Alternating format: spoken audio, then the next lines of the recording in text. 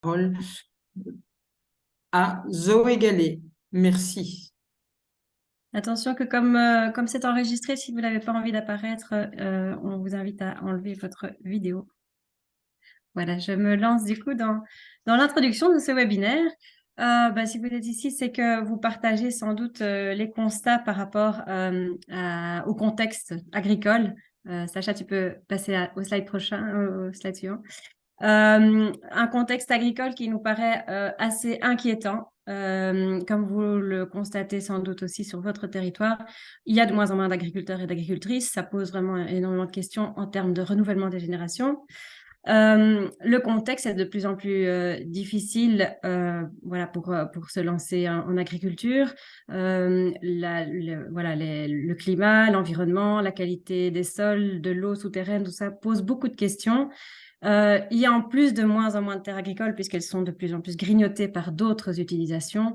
Elles sont de plus en plus chères. On a maintenant un observatoire du foncier agricole qui permet d'objectiver les prix qui ne cessent de s'élever et elles deviennent donc de plus en plus inaccessibles aux agriculteurs. Et c'est dans ce contexte-là que Terre en Vue est née. Il y a déjà de ça 11 ans maintenant. Et Terre en Vue, c'est une coopérative, c'est une alliance entre les citoyens et citoyennes et les agriculteurs et agricultrices qui produisent de la nourriture de manière durable à destination locale, donc vraiment commercialisée en circuit court. Et cette alliance a pour but de préserver les terres agricoles et d'essayer d'en faciliter l'accès pour les agriculteurs et les agricultrices partenaires. Concrètement, la coopérative achète des terres grâce aux citoyens et aux citoyennes qui contribuent, mais on ne fait pas des achats de terres à tout va, c'est vraiment toujours dans le cadre d'un soutien à un projet agricole. Et petit à petit, pour vous justement pouvoir soutenir au mieux les projets agricoles, donc les fermes et les agriculteurs et les agricultrices partenaires, on s'est rendu compte qu'il était nécessaire de travailler aussi en collaboration avec d'autres propriétaires, des propriétaires tant privés que publics. Et c'est comme ça qu'est né le projet Terre publique qui a été donc financé depuis 2 ans maintenant. Alors, ce projet Terre publique, l'objectif n'est pas du tout de devenir Terre en Vue gestionnaire de terres publiques. On n'a pas du tout les moyens, on est une petite structure, mais c'est surtout pour lancer un mouvement de conscientisation. Parce qu'il nous semble que les terres publiques doivent vraiment servir à nourrir les gens avant tout et devraient être attribuées de manière démocratique pour servir l'intérêt public en tenant compte de tous les enjeux actuels. Ils sont fameux. Alors, merci d'être aussi nombreux aujourd'hui. Vous êtes tous, quasiment tous des propriétaires de terres publiques. Si vous assistez à ce webinaire, c'est que vous vous posez des questions justement par rapport à la gestion de ces terres et que vous vous en sentez donc responsable de cette terre aujourd'hui et surtout pour l'avenir. Et c'est une grande responsabilité car c'est un patrimoine qui représente quand même actuellement 8% du territoire et qui, pour beaucoup de fermes, constitue quand même un élément important dans la continuité de la ferme. Et donc, ce précieux patrimoine, il nous paraît évident qu'il ne doit pas être considéré juste comme un bête patrimoine immobilier quelconque qu'il faudrait valoriser au mieux pour servir d'autres politiques, comme ça a été parfois le cas jusqu'à présent, même un peu trop souvent. Les terres, pour nous, se trouvent à la base de notre système alimentaire et donc, voilà, le droit à une alimentation saine devrait être un droit fondamental qui doit être assuré par nos autorités.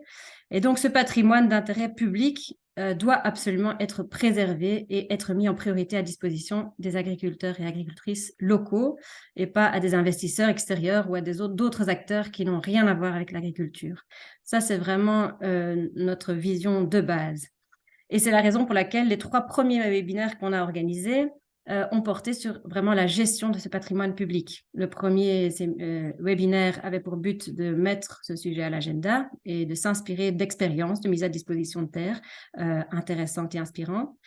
Le deuxième webinaire avait pour but d'éclairer les propriétaires publics sur les méandres du nouveau bail à ferme, une certaine aventure. Et le troisième webinaire avait pour objectif de conseiller en matière de cartographie. Alors, si notre vision reste vraiment fermement que les terres publiques doivent rester publiques et donc simplement être mises à disposition des agriculteurs et agricultrices qui nous nourrissent, Il faut bien admettre que dans certains cas, malheureusement, le débat démocratique, c'est toujours un débat démocratique, amène à prendre d'autres décisions pour pouvoir servir d'autres causes. Et donc, de devoir prendre des décisions de vendre et donc de se défaire de ce précieux patrimoine. Et c'est la raison pour laquelle, au lieu de fermer les yeux sur cette réalité, nous avons décidé de nous intéresser vraiment à la question de la vente des terres publiques, d'un point de vue vraiment technique et juridique, et vraiment de se poser la question si les autorités publiques sont malheureusement poussées à vendre dans certains cas, et qu'elles n'ont pas la possibilité de mettre à disposition, mais qu'elles sont poussées à vendre, évidemment pour renflouer les caisses publiques. Est-ce qu'il est possible de les encourager à bien vendre, entre guillemets? Donc, c'est-à-dire vendre en limitant au maximum les dégâts, vendre en évitant toute une série de dégâts pour l'agriculture, ne pas mettre à mal notre système alimentaire et notre agriculture. Et donc, cette réflexion délicate sur la vente nous a paru importante et nous a conduit à travailler avec le bureau juridique d'e-Site et en collaboration avec l'Union des villes et communes wallonnes et avec le notaire Erneux. Je vais bientôt leur laisser la parole. Avant ça, je vais encore insister sur le fait que voilà, aujourd'hui, on vous présente le fruit de ce travail. C'est encore un travail en cours. La législation ne balise pas tout. Et donc, c'est sûr que dans certains cas, il faut faire preuve d'un certain courage politique pour essayer d'inverser la tendance dominante, qui voudrait que la vente se fasse nécessairement au plus offrant. Vente au plus offrant qui privilégie du coup les acteurs financièrement plus forts plutôt que les acteurs qui apportent une plus grande plus-value sociétale. Et donc, on en est déjà arrivé à la conclusion que non, la vente au plus offrant n'est pas une fatalité. Il y a des alternatives et donc je laisse la parole à nos experts pour nous éclairer là-dessus.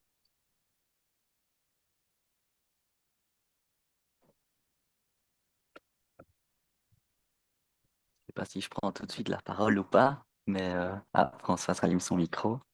Oui, donc voici Alexandre Pochon, qui est Ok. conseiller à l'Union des villes et des communes de Wallonie, et donc il va nous présenter les principes de base pour la vente de biens publics. Voilà, Ok, merci à toi Alexandre et bonne présentation.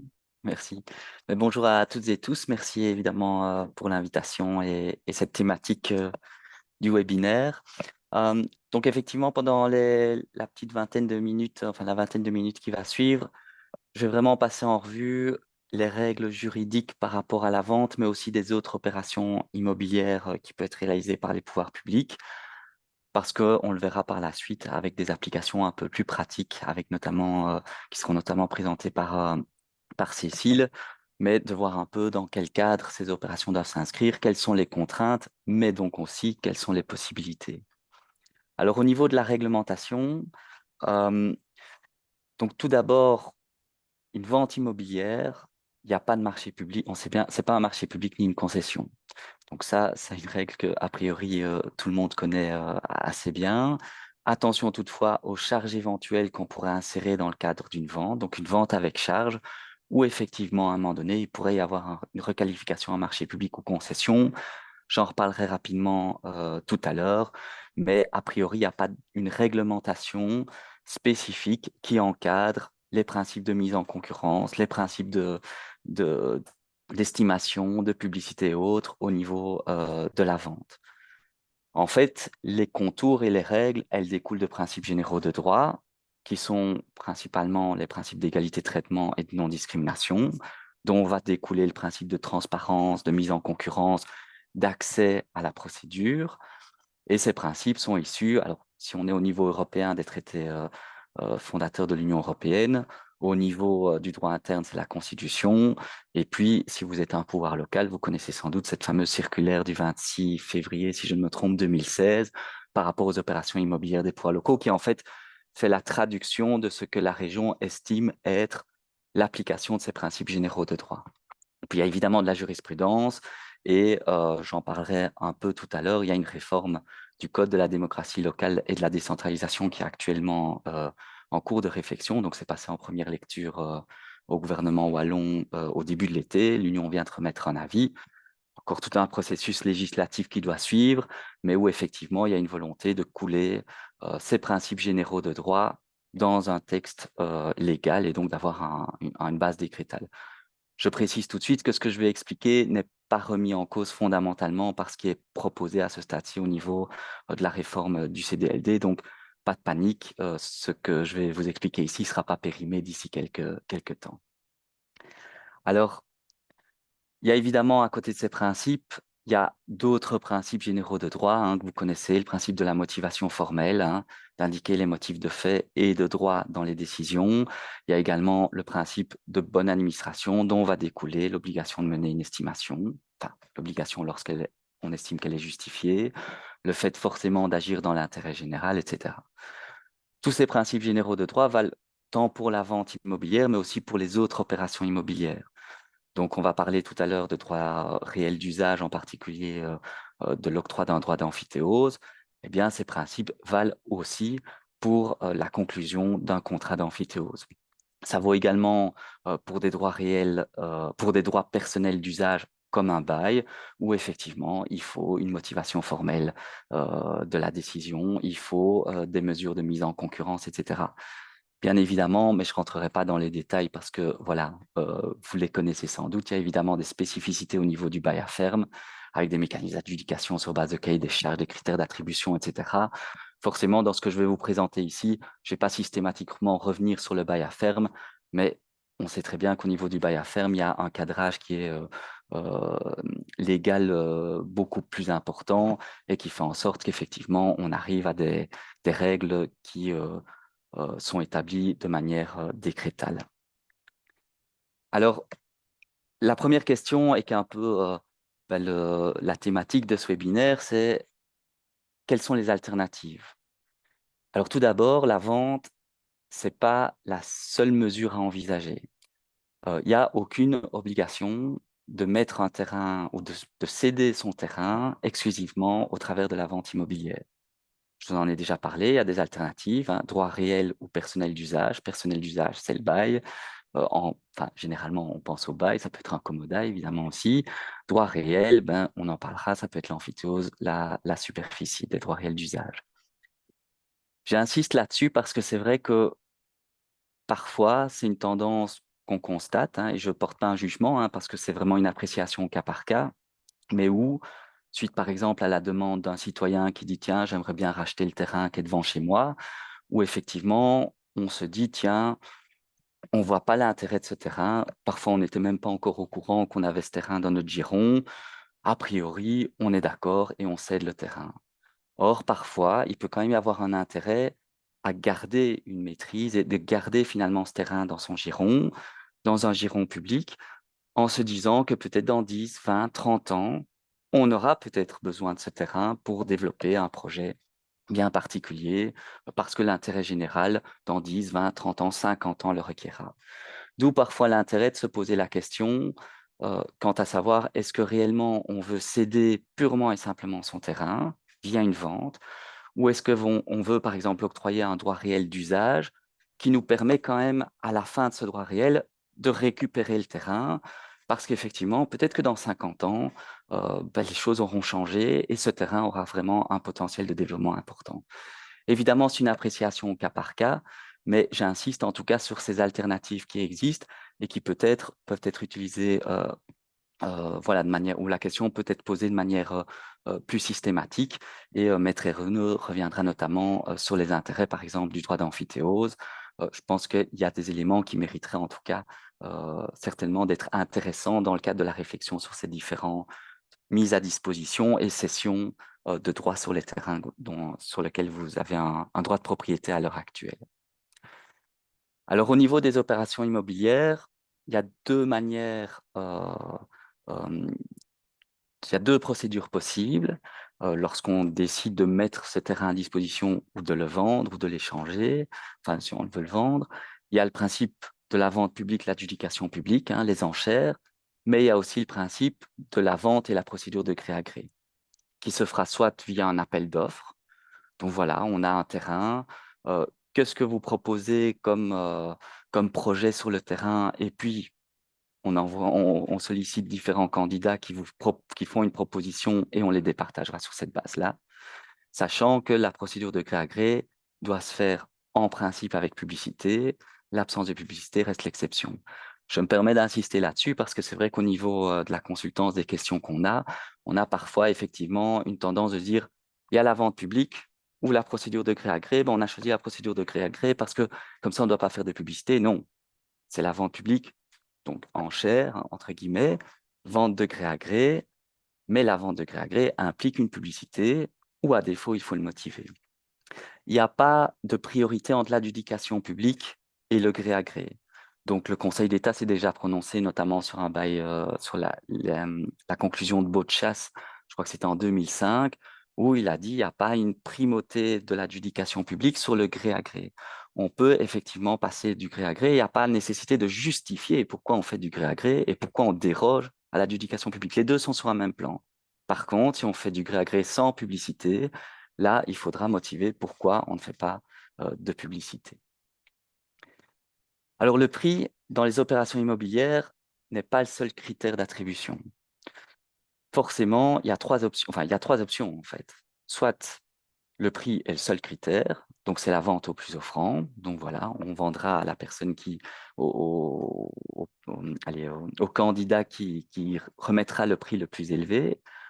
Soit le prix est un des critères de choix, soit le prix n'est pas du tout déterminant. On peut avoir le prix qui soit un des critères, un peu comme on peut le retrouver en matière de marché public, où on va trouver différents critères, les pondérer et tenir compte de d'autres critères qui vont être mis dans la balance par rapport au prix proposé.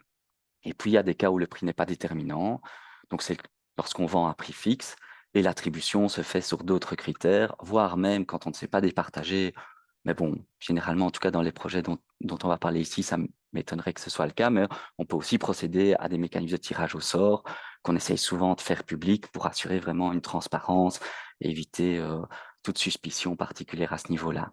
J'insiste que sur les critères, mais Cécile en parlera de manière plus approfondie. Évidemment, il y a toujours cette question du choix des critères. Alors, on évoquera certaines propositions de critères tout à l'heure.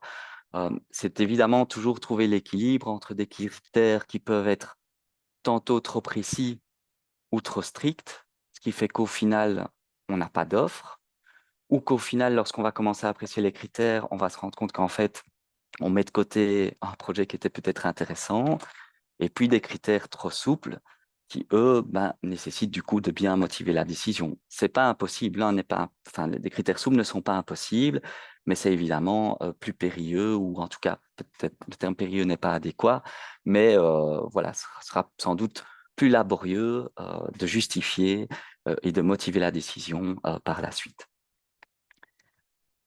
Alors, un point d'attention sur la publicité.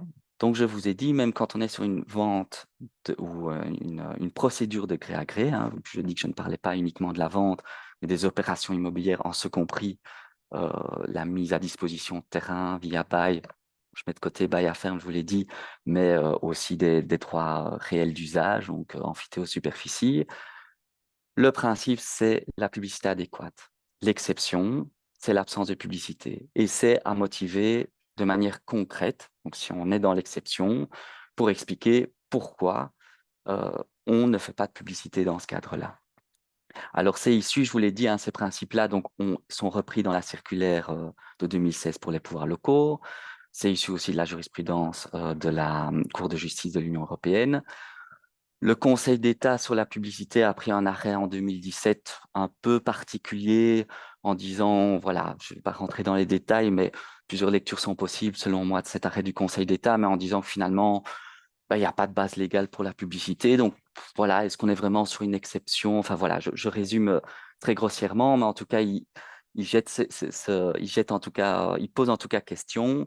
D'où en fait cette réforme du CDLD qui, normalement, si elle aboutit, insérera clairement que pour les pouvoirs locaux, il y a la nécessité d'avoir une mesure de publicité, sauf exception, de manière à répondre à l'arrêt du Conseil d'État qui dit qu'il n'existe pas de base légale à l'heure actuelle. Cet arrêt du Conseil d'État est particulier parce que, comme je vous l'ai dit, il y a des principes généraux de droit et donc, théoriquement, le Conseil d'État aurait sans doute pu être un peu plus ferme ou prendre une décision quelque peu différente. Alors, la question qui se pose toujours, c'est évidemment, qu'est-ce que la publicité adéquate? Alors, ça a l'avantage d'être souple, et je reviens sur ce que je disais tout à l'heure, ça a l'avantage d'être souple et donc de pouvoir l'adapter au cas par cas, ça a l'inconvénient d'être souple et flou, ce qui fait qu'au final, c'est à chaque cas, c'est à chaque autorité de définir ce qu'elle estime être une publicité adéquate. Je vous ai repris un extrait d'un arrêt du Conseil d'État parce que je trouve que la définition qui est apportée est assez intéressante. Alors, c'était donné dans un contexte où il y avait un intérêt au niveau européen, transfrontalier certain, mais je trouve la définition assez intéressante vu qu'on disait et assez complète. Donc, le degré de publicité adéquat implique que d'autres parties potentielles, parce qu'ici il n'y en avait pas eu, soient dans la possibilité d'en prendre raisonnablement connaissance de manière effective et de décider, après mûre réflexion, de manifester ou non leur intérêt en fonction de cette publicité. Donc, on va retrouver le fait que il faut que ça vise d'autres parties potentielles, qu'elles aient la possibilité de prendre raisonnablement connaissance, et j'insiste quand même sur le terme raisonnable, il faut une publicité, il faut viser et toucher les personnes de manière raisonnable. Il ne s'agit pas non plus de faire une publicité au niveau national alors qu'on est sur un intérêt local, de prendre connaissance de manière effective, donc il faut effectivement que cette publicité soit accessible et de décider après mûre réflexion. Et donc il y a toute cette dimension de temporalité, de délai qui est laissé. Évidemment, je vous ai parlé des critères qui peuvent être fixés pour départager les candidats et donc de ne pas faire une vente au plus offrant. Il faudra que ces critères puissent être annoncés en amont de la publicité en disant, voilà, nous, dans le cadre de la publicité, nous, on vous départagera sur la base de tel critère. Et donc, proposez-nous votre projet, votre dossier de candidature pour qu'on puisse vous départager. D'où l'importance, évidemment, d'avoir une bonne réflexion en amont sur les critères qu'on souhaite insérer et sur donc j'insiste bien sur les critères de choix et de départage des différentes offres qui pourraient vous parvenir. Alors, autre point d'attention sur lequel je voulais revenir avec vous, c'est les opérations immobilières avec charge. Une vente avec charge, on parlera de droits d'amphithéose tout à l'heure, avec des charges qui sont prévues. Ces charges, ça peut être le respect d'une destination, l'utilisation du terrain, ça peut être un projet bien particulier, parce que justement, on a départagé les différentes offres sur base du projet qui était proposé.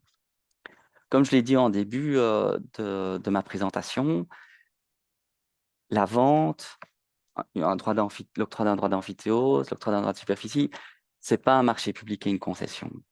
Mais il faut quand même être prudent au niveau des charges. Pourquoi? Parce qu'un marché public et une concession, alors j'ai vu le message de Françoise qui m'a dit il reste 10 minutes. Donc voilà, je n'aurai pas l'occasion de passer en revue, faire une définition complète de ce que sont les marchés publics et les concessions. Mais pour faire vraiment extrêmement résumé, et puis j'irai de manière plus concrète par la suite, marché public ou concession, il faut un contrat. Là, on est d'office dedans, un caractère onéreux et l'objet du contrat qui sont des besoins spécifiés par le pouvoir adjudicateur. Là où je veux insister, notamment, c'est sur l'intérêt économique direct dans le chef du pouvoir adjudicateur. On peut passer à la dia suivante.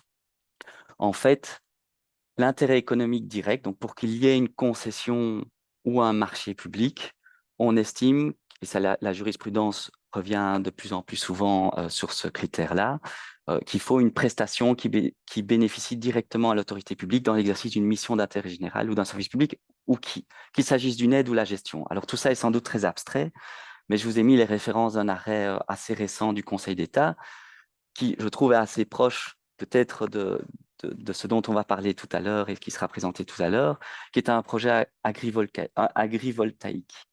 C'est-à-dire que ce qui était prévu, c'était, de mémoire, la commune des Bonvillers, qui a mis à disposition via un droit de superficie un terrain en vue d'y installer des panneaux photovoltaïques pour accroître sa part d'énergie verte pour accroître la part d'énergie verte sur le marché, mais aussi de valoriser le terrain sur le plan de l'agriculture durable et de la biodiversité, sans utilisation de produits non homologués en agriculture biologique. On est clairement sur une valorisation du terrain avec quand même un aspect, un ciblage vers un but d'intérêt général. Mais on n'est pas dans la réalisation d'une mission qui incombe directement à l'autorité publique ou dont elle va bénéficier.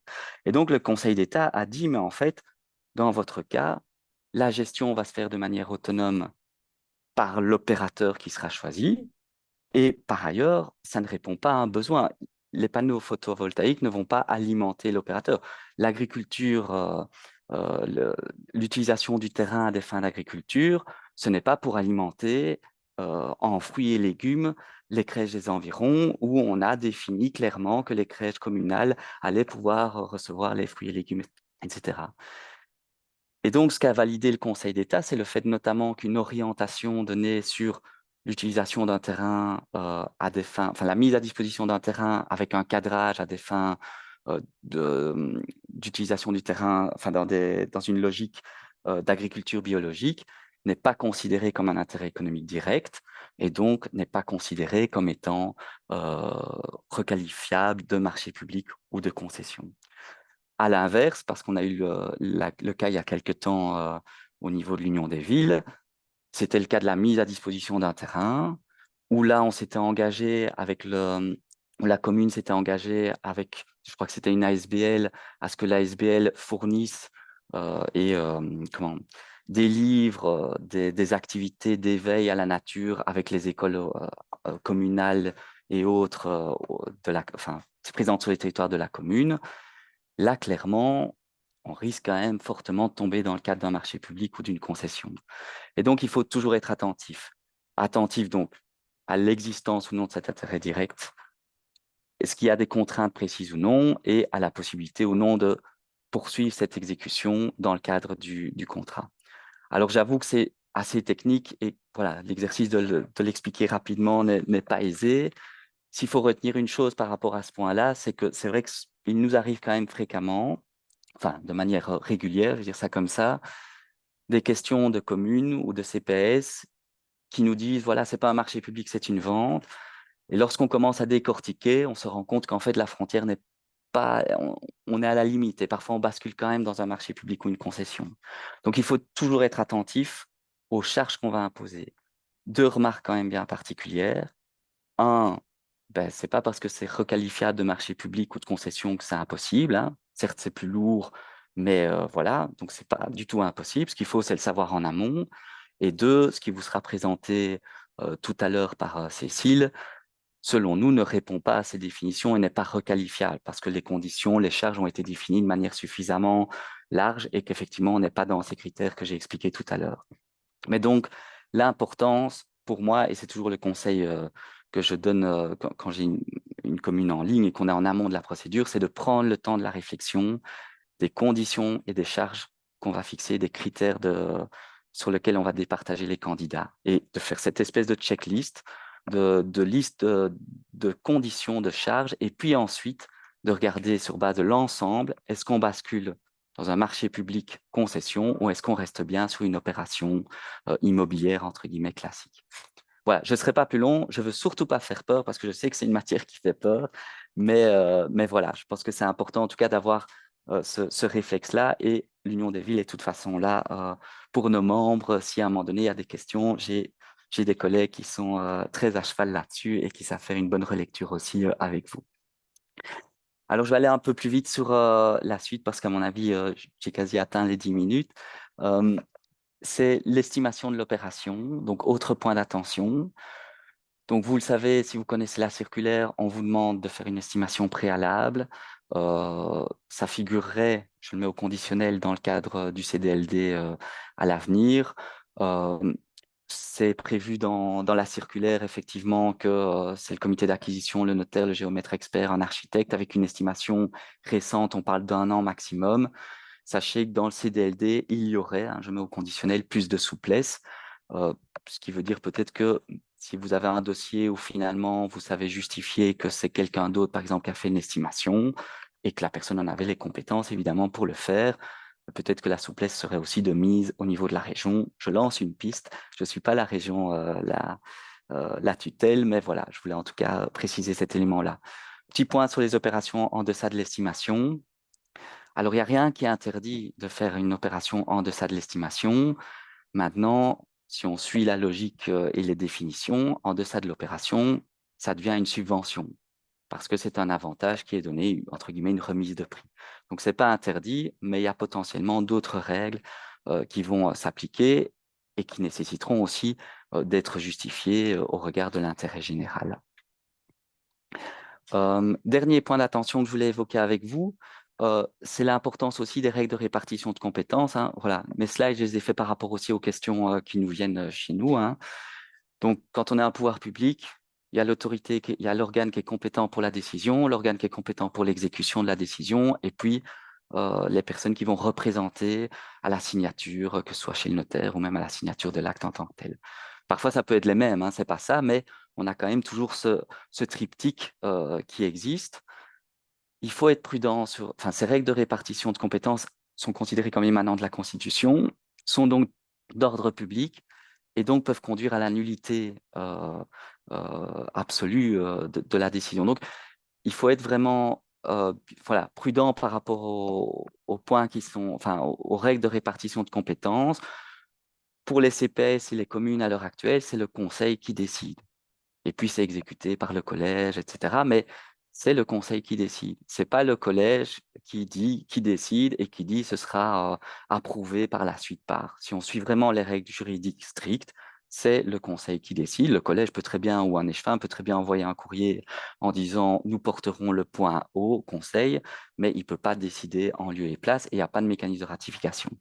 Petite parenthèse, de nouveau, et c'est la dernière fois que j'en parle, la réforme du CDLD devrait permettre des mécanismes de délégation, donc ce sera un peu moins lourd, mais je ne rentre pas dans les détails car, je vous ai dit, ça reste à l'état d'avant-projet à l'heure actuelle. Alors pour terminer et pour synthétiser un peu ce que j'ai dit, donc comme je vous l'ai dit, la vente n'est pas la seule voie, la vente au plus offrant n'est pas aussi la seule voie. L'important, je vous le dis, c'est vraiment de bien réfléchir en amont sur l'orientation du dossier. Quelles sont les politiques publiques qu'on entend poursuivre? Est-ce que l'objectif, c'est parce qu'on estime que le terrain ne présente aucun intérêt et n'en présentera pas, est-ce que l'objectif, c'est d'amener des finances pour pouvoir et d'obtenir le meilleur rendement financier sur une opération immobilière pour pouvoir peut-être réinvestir ces moyens dans le cadre d'une autre politique publique? Ou est-ce que l'objectif, c'est d'orienter la destination avec forcément, sans doute, un rendement financier moindre? Quelle est la maîtrise publique que l'on veut sur le bien? Ça va guider si on veut une vente ou un autre type d'opération. Est-ce qu'on va cibler sur certains candidats? Est-ce qu'on va imposer un projet, une destination? Je vous ai dit, attention au marché public. Et toute cette réflexion doit se faire pour moi en amont. Et même si ça prend du temps, une fois que cette réflexion-là est faite, le reste théoriquement doit avancer. Vous serez dans les bons clous pour avancer. Il arrive malheureusement, mais forcément nous on a les retours aussi lorsque les problèmes se posent, ou parfois on a été trop vite, ou on revient en arrière et on se dit non, finalement non. Voilà, c'est des éléments qui doivent être définis en amont, notamment dans le cadre de la publicité, parce que, comme je vous l'ai dit, la publicité doit aussi informer les potentiels candidats sur les critères de choix et ce qui leur sera imposé éventuellement. Voilà, je pense avoir respecté le timing. Si pas, je m'en excuse auprès des intervenants suivants. Non, non, non, c'est parfait. Un tout grand merci, Alexandre. Donc, n'hésitez pas à mettre vos questions aussi dans le chat. Je vais de ce pas passer la parole donc à Cécile Vaud du bureau Decide Consulting qui va parler donc de cette alternative à la vente au plus offrant qui est la vente à prix fixe avec critères d'attribution. Et je me permettrai d'intervenir aussi ponctuellement à un moment de la présentation. Voilà Cécile, à toi. Bonjour à tous. Je m'appelle Cécile Vaux. Je veux bien que tu retournes sur la slide précédente. Dans le cadre d'un accompagnement de Tarrendu, on a défini un peu les possibilités juridiques de vendre selon certaines alternatives. Tout d'abord, merci Alexandre d'avoir posé le cadre juridique. Et bonne nouvelle, comme on l'a vu, le cadre est assez souple pour permettre aux autorités publiques de mener une certaine politique foncière à travers les opérations juridiques de vente. Françoise s'est déjà présentée. Moi, je suis juriste au sein du bureau de juristes Decide. On est tous des anciens avocats qui ont décidé d'être dans la création de projets plutôt que dans le contentieux. Et donc, on accompagne tant les autorités juridiques que les professionnels ou les particuliers dans les projets en urbanisme, immobilier, environnement, énergie. Donc, plutôt l'aménagement du territoire. Dans cette présentation, Sacha, ouais, parfait. Nous allons rappeler très brièvement les principes juridiques qui ont été établis par Alexandre pour présenter les alternatives possibles à la vente au plus offrant, avec les étapes à suivre que chaque autorité publique peut décider de mener, et pour aboutir à 2 alternatives, soit la vente préférentielle à une autre autorité publique, soit la vente à prix fixe avec des critères d'attribution. Ok, slide suivante, s'il te plaît.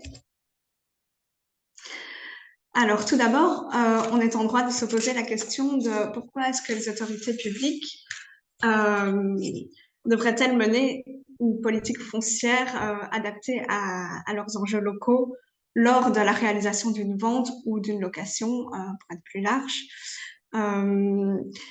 Et en fait, selon nous, il y a plusieurs principes qui s'appliquent. Tout d'abord, une gestion responsable du patrimoine agricole des autorités locales. Donc, comme on le sait, les autorités publiques sont des grands propriétaires terriens.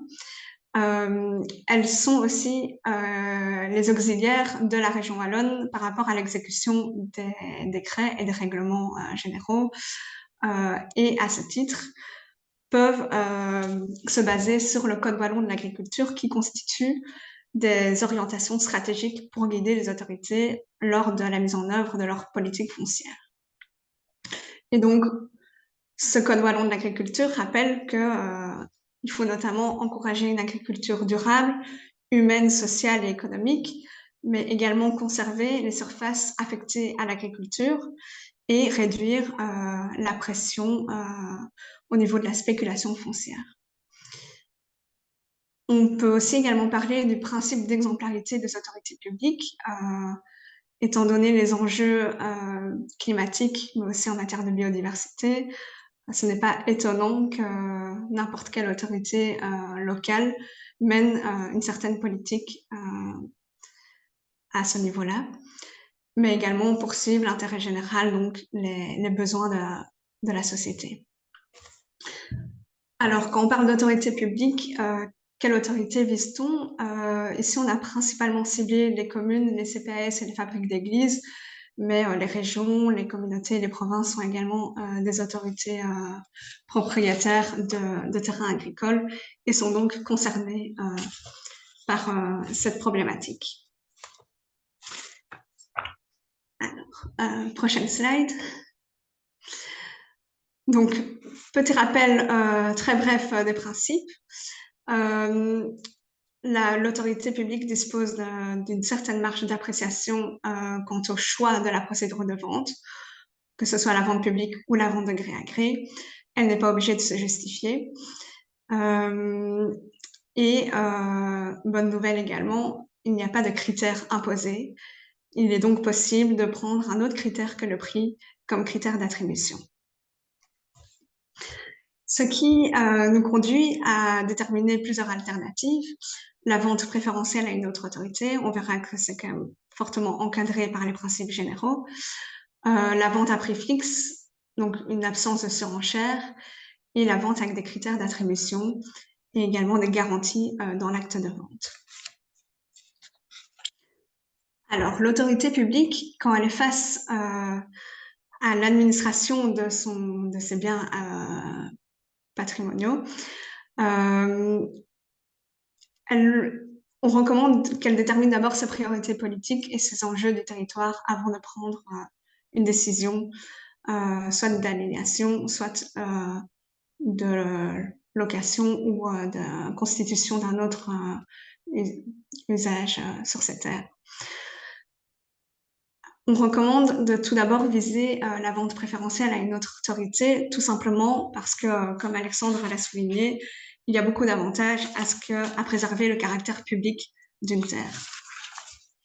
Dans ce cas-là, elle peut se tourner vers d'autres autorités qui pourraient être intéressées par la terre agricole, notamment la commune où la terre est localisée ou la région via son droit de préemption qui est prévu dans le Code wallon de l'agriculture.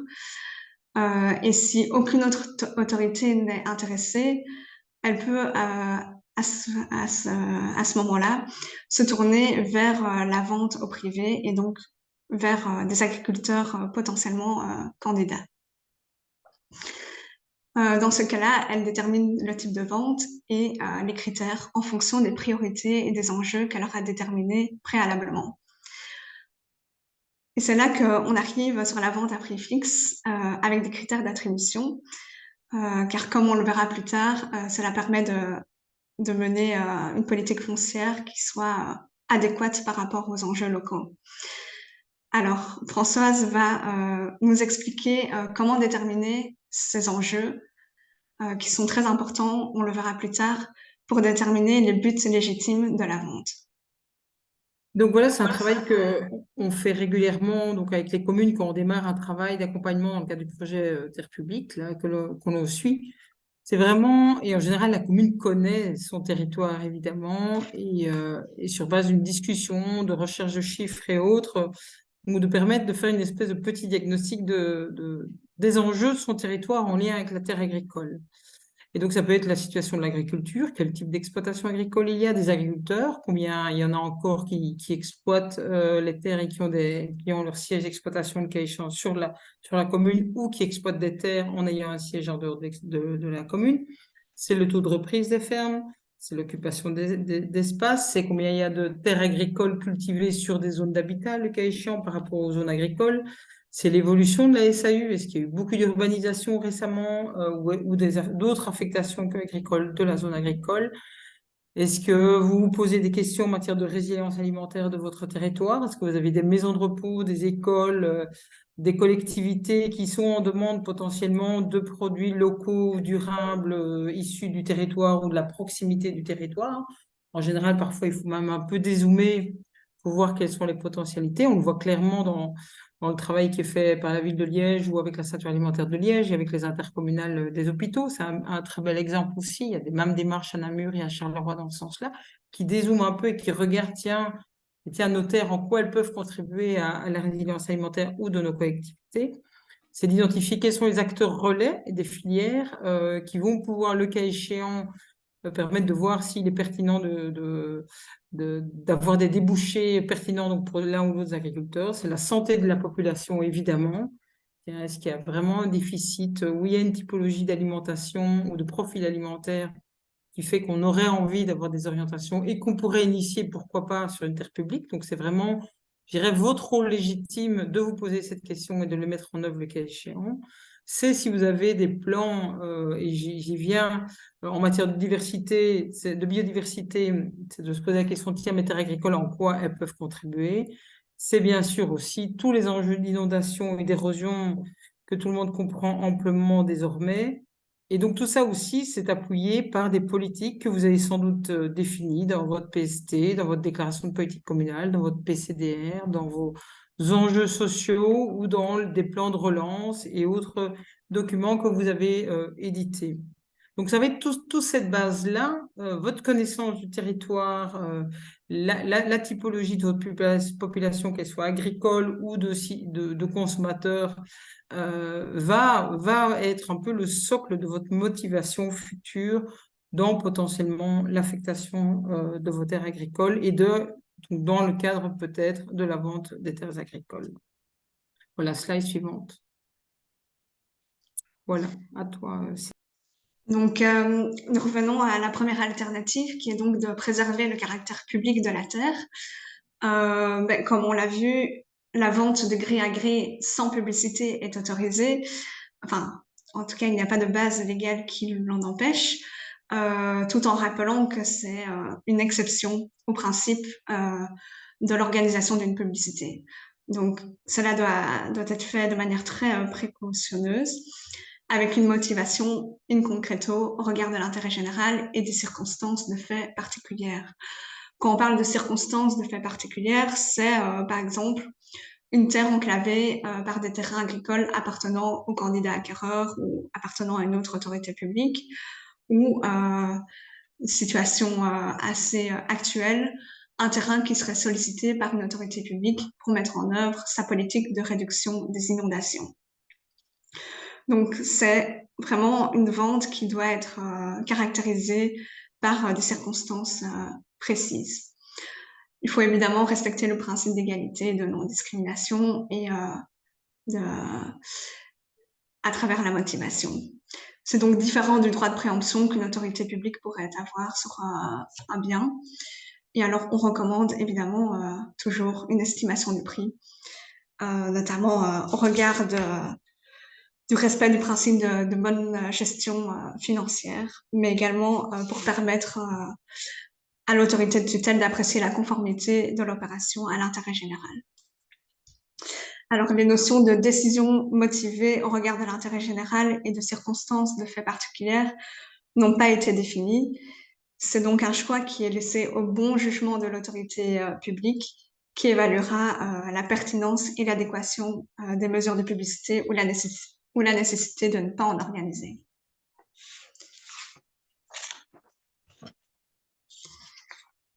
Alors, nous abordons maintenant la vente à prix fixe avec critères d'attribution. Donc, les critères d'attribution permettent de mener une politique déterminée, d'encourager certains candidats en fonction donc, des enjeux qui auront été déterminés. Donc, le principe ici, c'est de faire une vente avec un prix fixe, donc sur base de l'estimation qui aura été réalisée par le CAI ou par un géomètre ou un notaire désigné, et de déterminer alors des critères d'exclusion et d'attribution qui permettent de réaliser les objectifs fixés par le pouvoir public.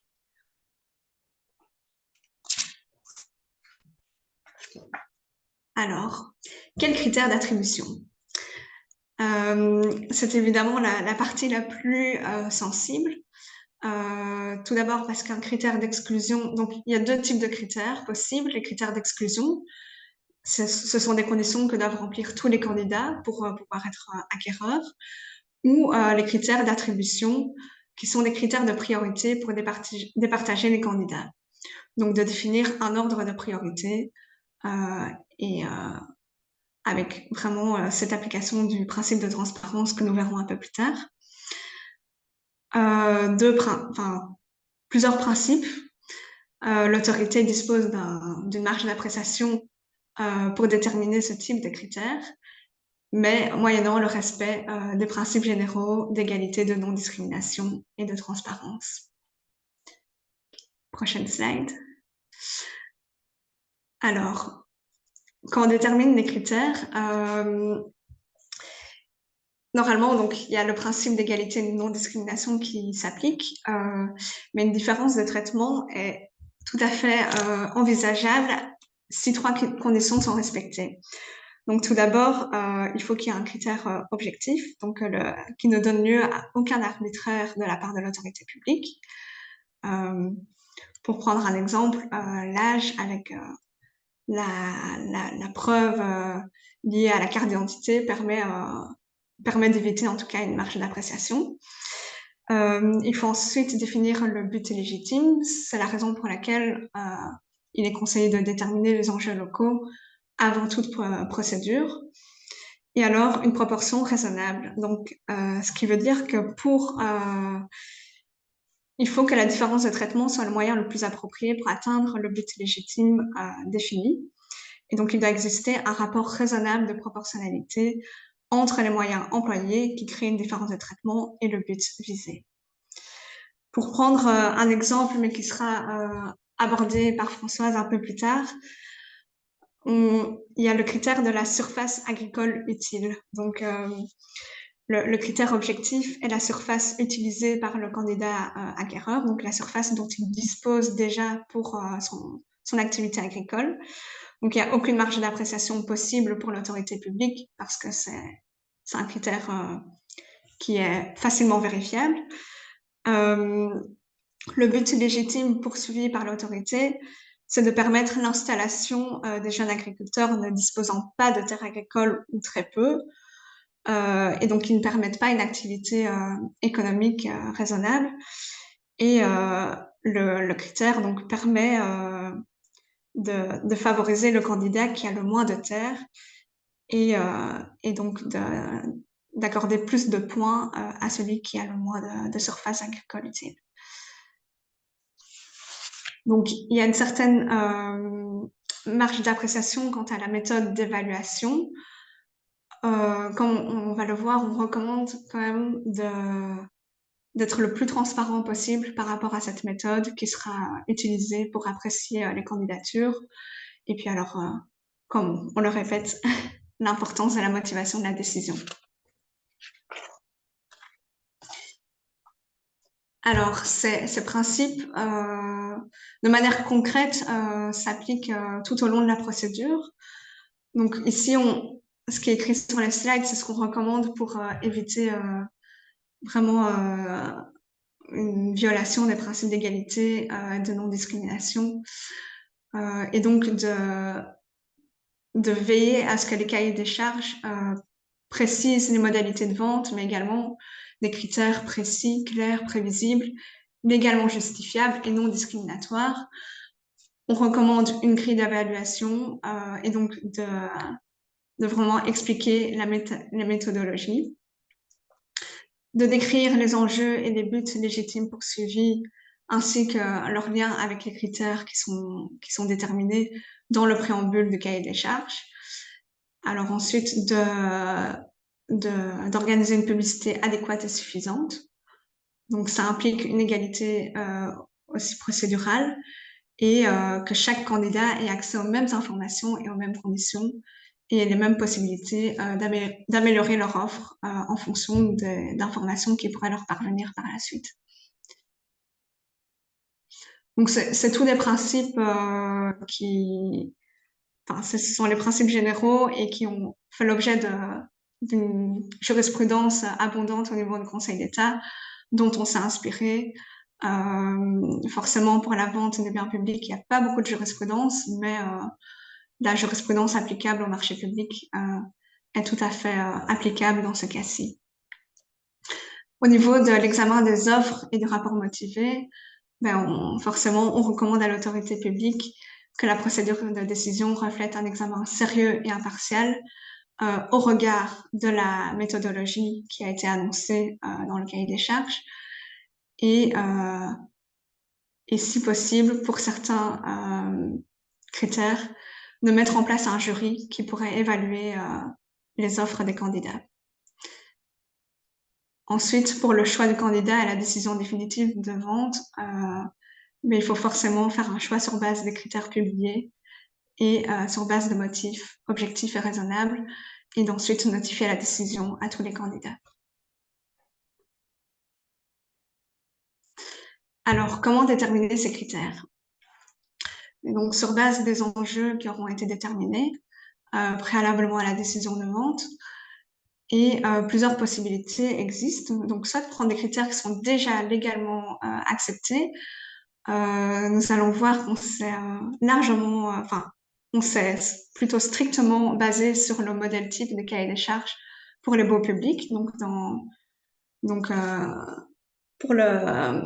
qui sont inscrits dans l'arrêté d'exécution de la loi sur le bail à ferme, et tout en se réservant la possibilité de prendre des critères complémentaires, donc qui s'adaptent à chaque situation locale et à la politique foncière que l'on décide de mener.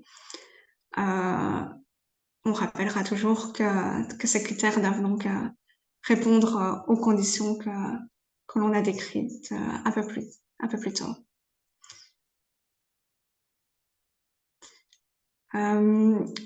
Je laisse Françoise parler des sources d'inspiration. Oui, je vais aller rapidement, je vais accélérer un petit peu parce que le temps passe, il nous reste 25 minutes. Et donc, en fait, dans les deux types de critères,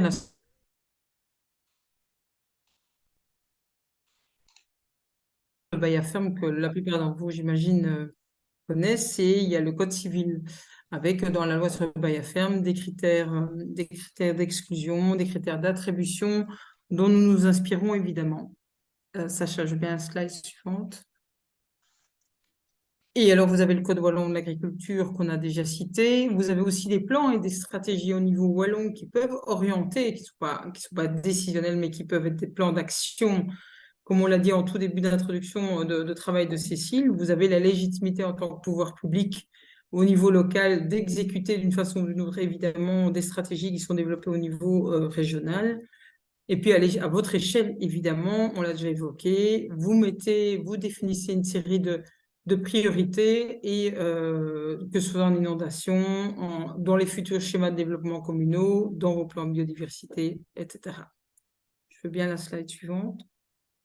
Et alors, on voudrait quand même vous rappeler aussi qu'il est intéressant d'aller voir un peu plus haut également au niveau international. La FAO a fait tout un travail de recommandations, donc de directives volontaires sur les systèmes fonciers applicables aux terres, sur les menaces, l'accaparement des terres et sur le soutien à l'agriculture familiale, sur l'accès à la terre au niveau du Parlement européen aussi.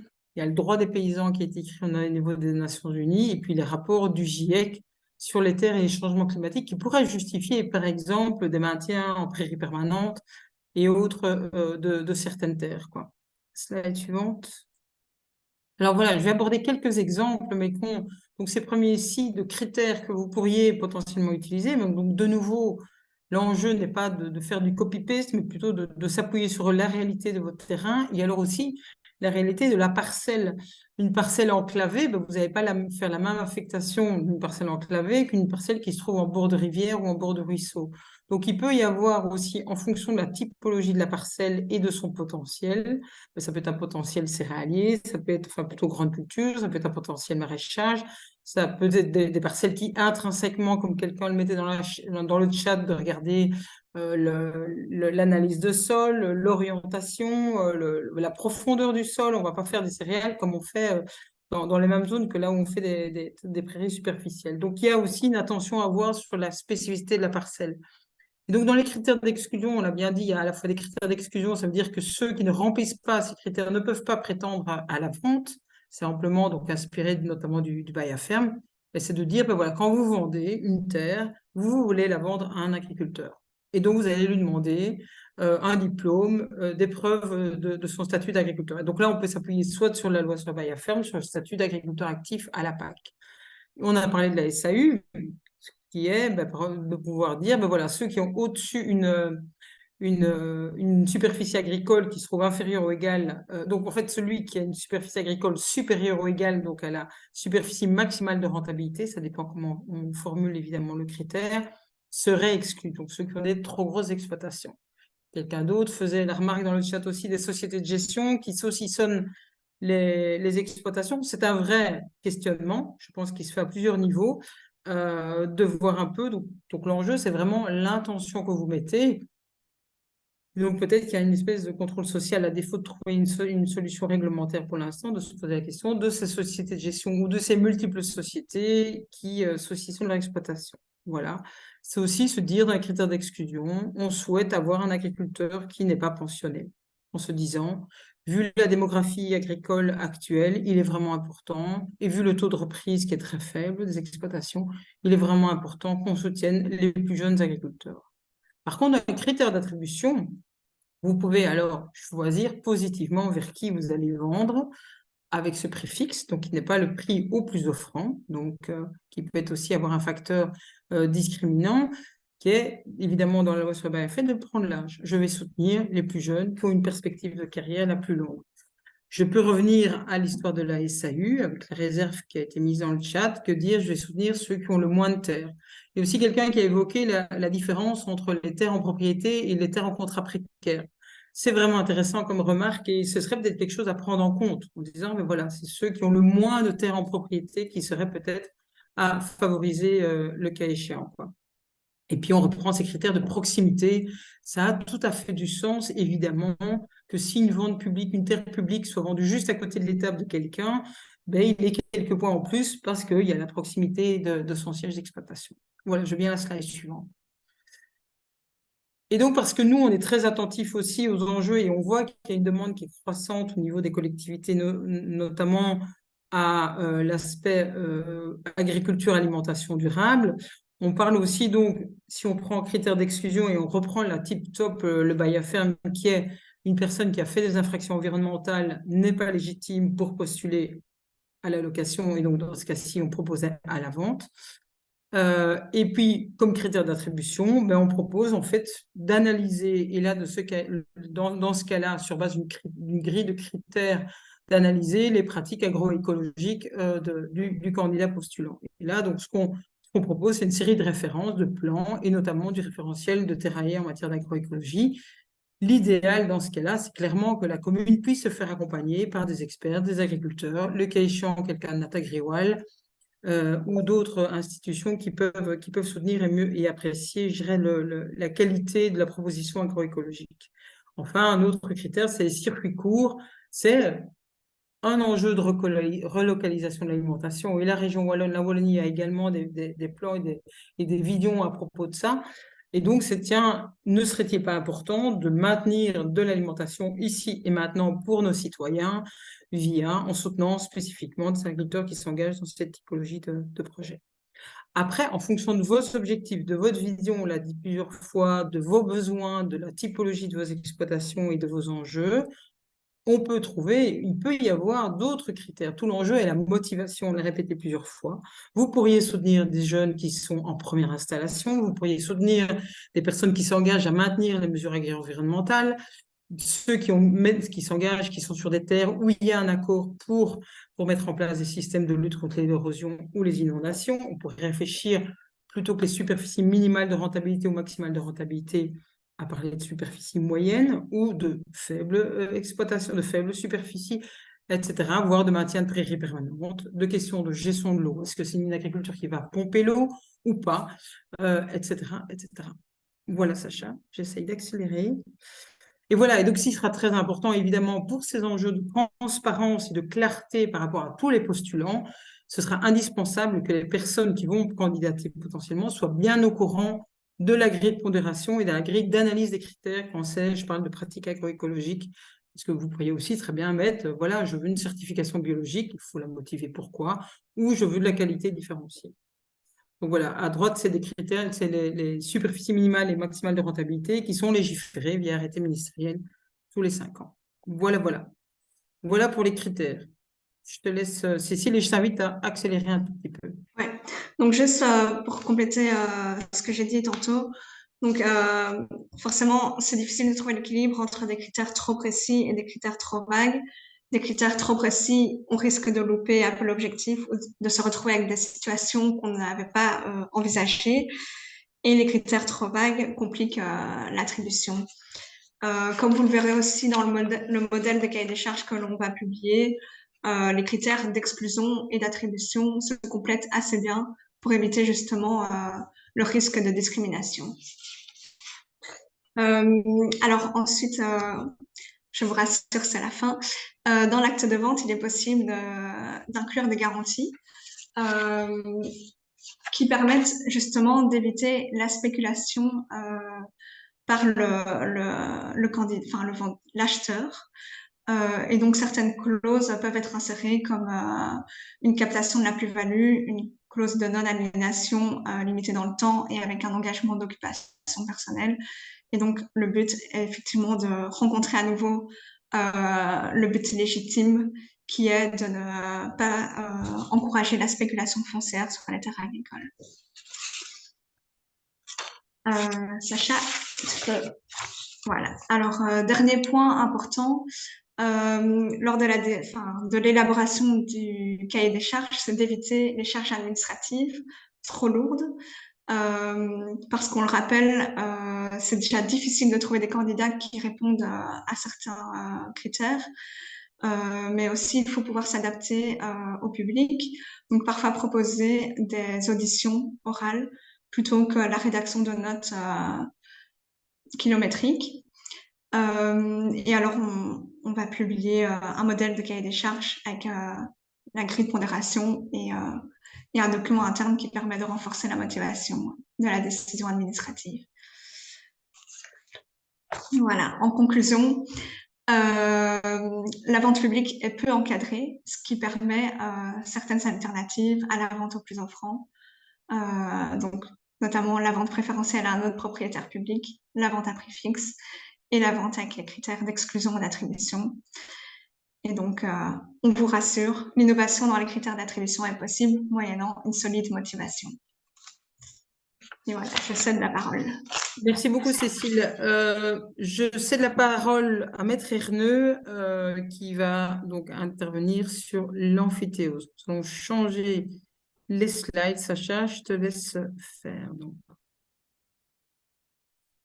Maître Herneux, On peut passer le premier directement, hein.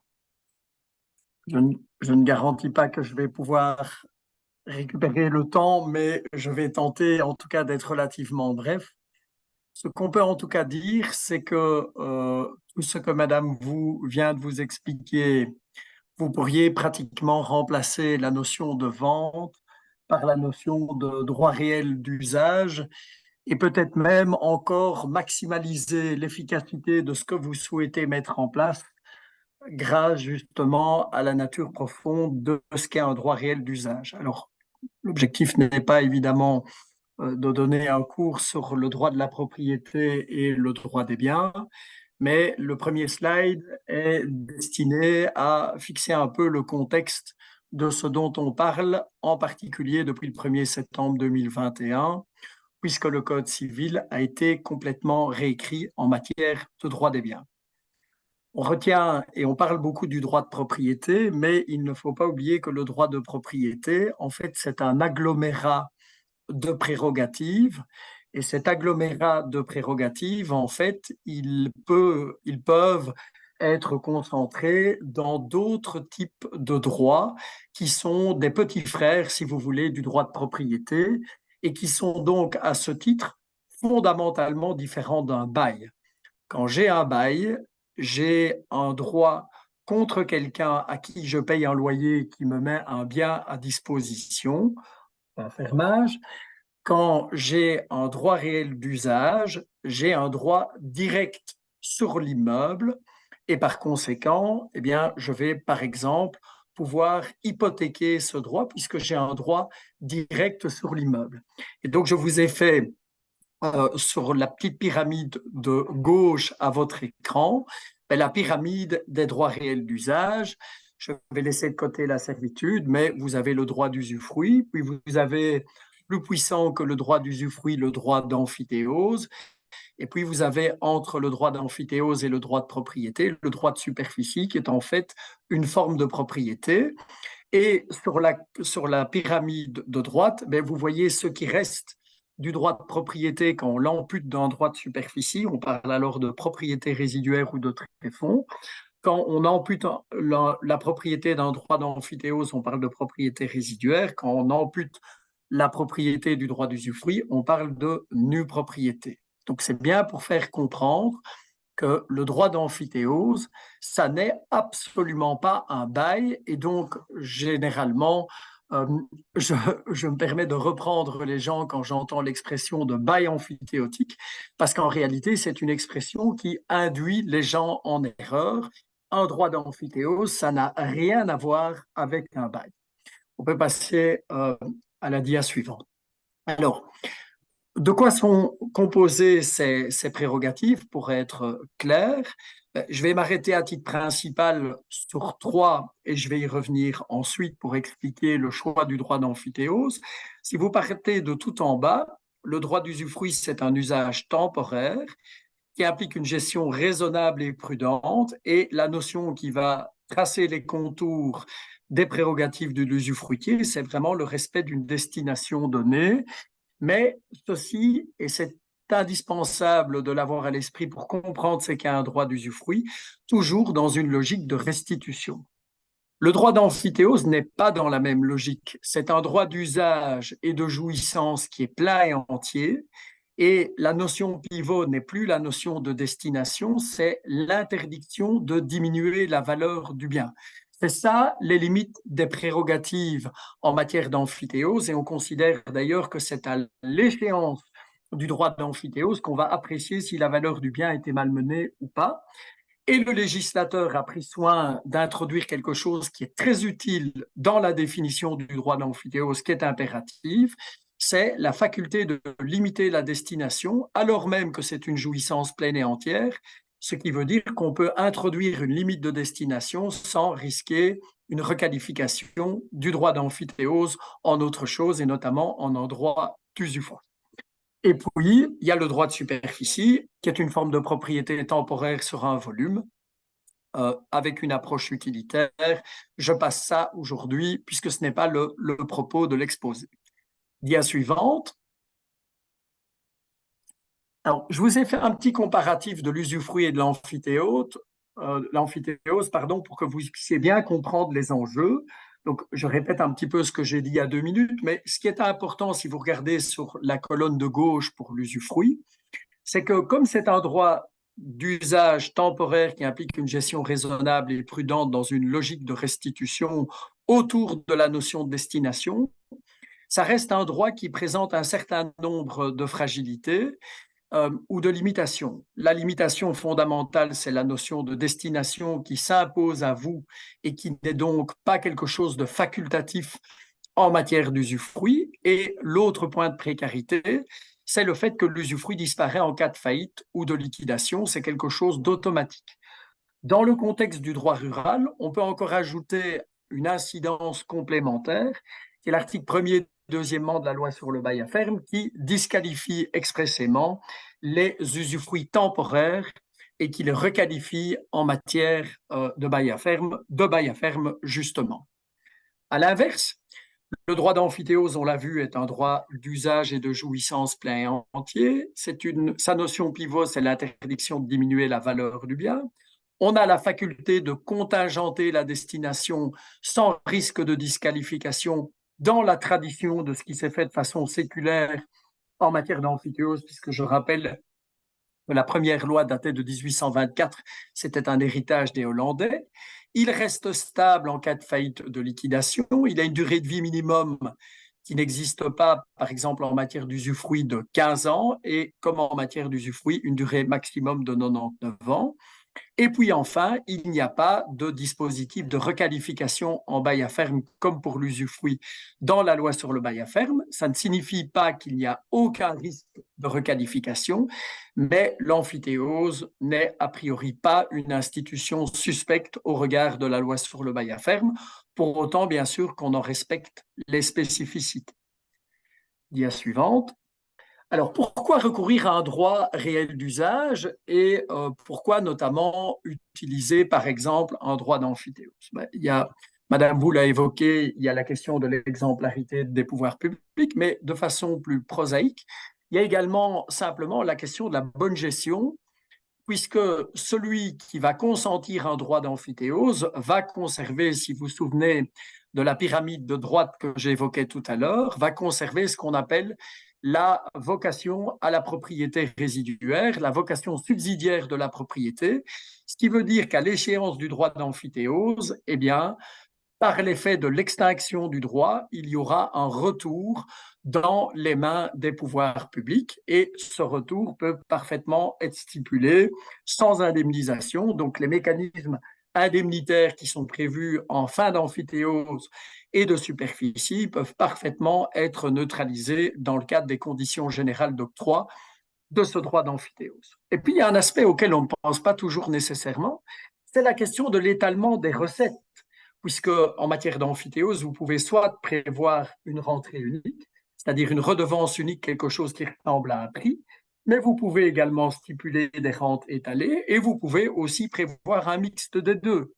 Et pour des pouvoirs publics, et je pense notamment à certaines régies qui seraient éventuellement soumises à l'impôt des sociétés, eh bien, ça peut avoir des implications qui sont extrêmement importantes, puisqu'on pourra avoir un régime qui est un régime fiscalement traité distinctement, selon que vous êtes en amphithéose, avec reconstitution de la valeur de la pleine propriété, si j'ose m'exprimer ainsi, par l'addition des redevances payées, ou si au contraire, c'est un revenu lissé que vous vous êtes ménagé dans la durée, qui permet dans ce cas-là que notamment une éventuelle plus-value ne soit pas taxée dans le chef de celui qui constitue le droit d'amphithéose. Bref, il y a sur le plan de la pure finance et des pures finances communales, éventuellement certains mécanismes incitatifs à cet égard.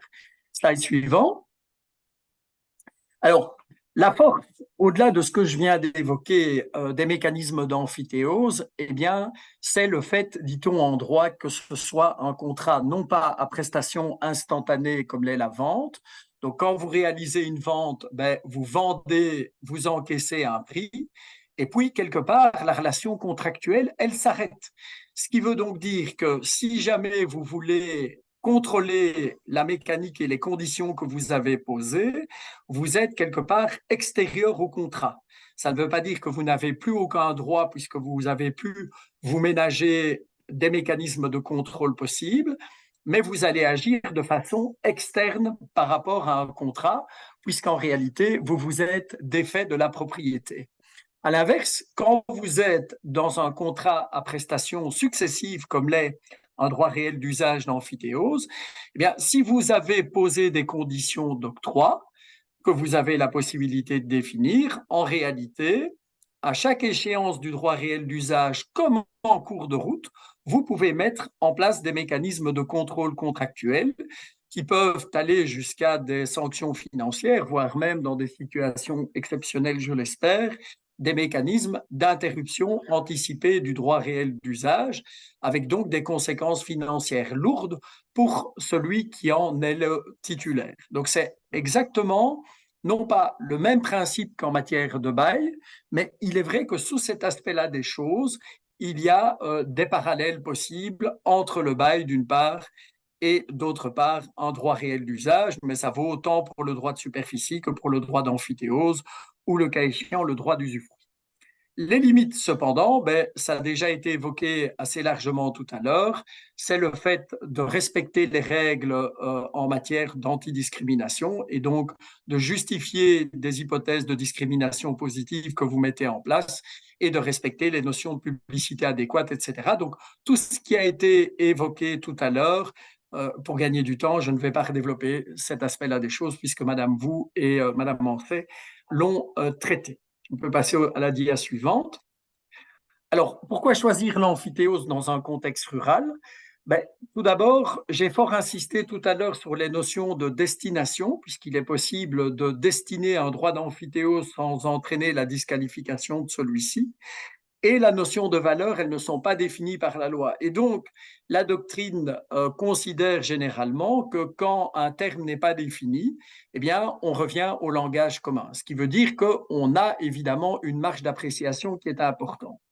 D'autre part, je crois qu'il est utile de rappeler aussi, pour quand même contextualiser un peu le cadre juridique, le fait que on sait aujourd'hui que le droit à la protection d'un environnement sain a été consacré par la Constitution. Certes, ce n'est pas un droit qui est d'effet direct, mais on retient généralement que qu'il introduit ou qu'il induit une règle d'interprétation des normes.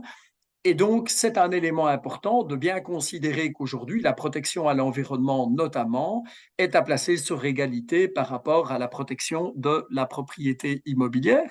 Ça ne veut pas dire qu'il faut forcer le trait de façon inutile. Ça veut simplement dire que ça éclaire la mise en place des concepts quand il va falloir réfléchir en droit. Slide suivant.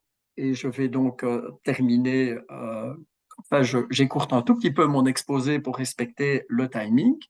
Ben, l'intérêt, c'est que, à condition que je respecte les spécificités de l'amphithéose qui, au risque de me répéter, n'est pas un bail, c'est-à-dire que c'est un droit qui est cessible, c'est un droit qui va permettre d'ériger et, le cas échéant, de démolir pour autant que la valeur ne soit pas amputée, c'est un droit qui va être hypothécable.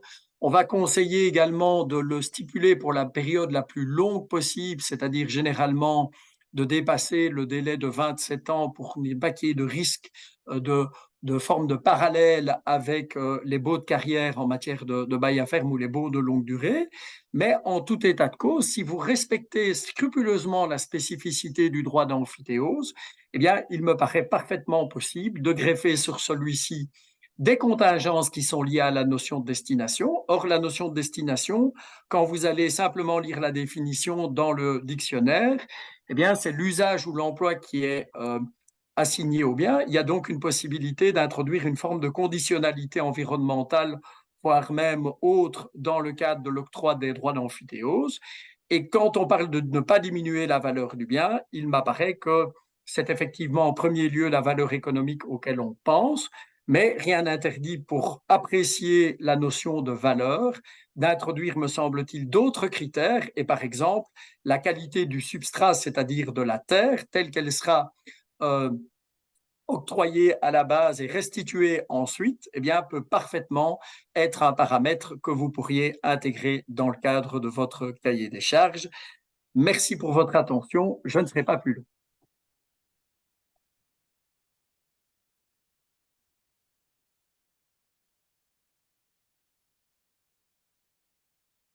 Merci, Maître Erneux, d'avoir vraiment respecté ce timing. Je crois qu'on pourrait vous écouter encore pas mal de temps. Je passe pour 2 minutes de conclusion à Zoé Gallet et nous allons donc écourter les questions-réponses. On en a répondu un peu rapidement comme ça oralement ou via le chat. Merci à Zoé d'avoir répondu. Je vous mettrai en fin d'intervention les coordonnées de chacun, sachant que le notaire Erneux, ben, sur tout bon moteur de recherche, vous le trouverez. Donc, il se situe à Herpont, Namur. Donc voilà. Zoé Gallet, je te passe la parole. Très rapidement parce qu'il est 2 heures. Mais je voulais remercier tous les intervenants et tous les participants à ce webinaire. Vous avez maintenant dans les mains quelques pistes pour une meilleure gestion des terres publiques en soutien à l'agriculture durable et nourricière de nos concitoyens. Donc, on vous fait confiance et on est là pour continuer à collaborer ensemble. Sacha, rapidement, si tu peux passer les autres slides. Donc voilà, dans les ressources, vous avez nos sites internet. Donc le webinaire ici, les outils dont on a parlé se trouveront à la fois sur le site web de Manger Demain, les outils de relocalisation et chez nous les terres publiques. Je vous ai remis le site web de l'Union des villes et des communes, évidemment, de Decide Consulting. N'oubliez surtout pas, évidemment, que vous avez plein de ressources outre sur le site de l'Union des villes et communes, mais donc sur le site de l'agriculture.wallonie.be Bail à ferme et l'Observatoire du foncier agricole pour vous donner des indications du prix des terres. Slide suivante. Voilà, donc nous inaugurons aujourd'hui le lancement d'une page terres publiques destinée aux terres publiques sur notre site internet de Terre en Vue avec 4 rubriques et notamment ces acteurs publics qui nous inspirent. Donc, il y a beaucoup d'acteurs qui, sur leur terre publique, font des choses vraiment très intéressantes et innovantes et ont une vision et une politique foncière pour leur terre publique. Nous mettrons aussi des informations sur les terres publiques à louer et le cas échéant à vendre, donc sachant qu'évidemment, à vendre, ce sera pour celles qui seront soit entre guillemets, des amphithéoses ou des ventes à prix fixe et critères d'attribution. Slide suivante.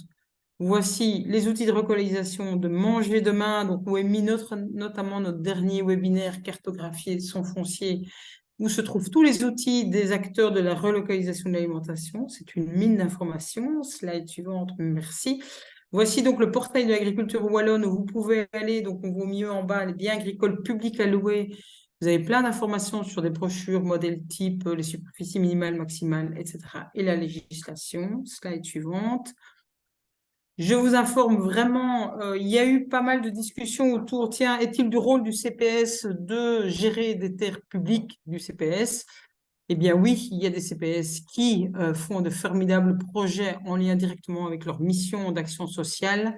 Nous allons en parler grâce à un événement créé par Credal, notre partenaire de ce projet Terre publique. Le 9 novembre, au Bon-Villers, justement, qui a testé plein de choses. Ça va être vraiment intéressant.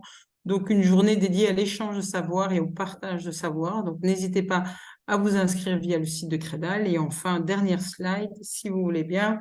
Non, la question-réponse, on n'a plus le temps, pardon. La suivante. Les contacts à Terre en Vue, donc c'est nos prénoms Terre en Vue. Union des villes et des communes, donc Alexandre Ponchot et sa maîtrise juridique exceptionnelle, comme celle d'ailleurs de Cécile et du notaire, sont, je pense, à votre disposition. Nous vous enverrons, nous vous transmettrons, donc mettons, sur le site ces slides. Et enfin, un tout grand merci. C'est la slide suivante. Merci Sacha. À toi. Merci de nous avoir écoutés. Vous étiez à peu près 70. Nous restons motivés par l'enjeu du bien commun des terres publiques. Ils sont persuadés que c'est un patrimoine qui doit être au maximum préservé. L'amphithéose et ses alternatives à la vente au plus offrant sont notre modeste contribution à cette préservation de nos biens communs et de vos biens communs en particulier que sont ces terres publiques.